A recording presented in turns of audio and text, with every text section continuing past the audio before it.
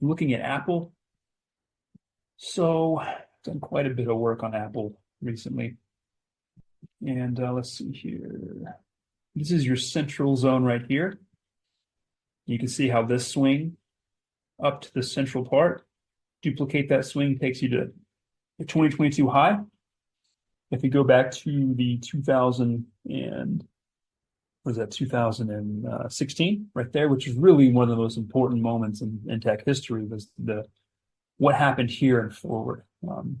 That takes you right here to this kind of double top we're in right now. And this is a very significant Gann zone. We're in a major time factor. The 45-degree angle from the 2003 low is hitting right here.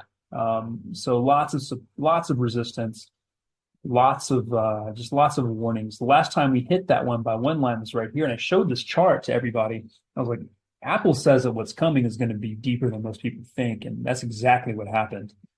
And we're hitting that same line right now. And to make it a little bit more of a warning, this final move higher, I mean, we've got the minimum number of waves in place. 1, 2, 3, 4, 5. If we have that higher high, could it extend to 205? Sure it could. But once again, you're playing the fifth wave of a fifth wave of a fifth wave that started a long time ago.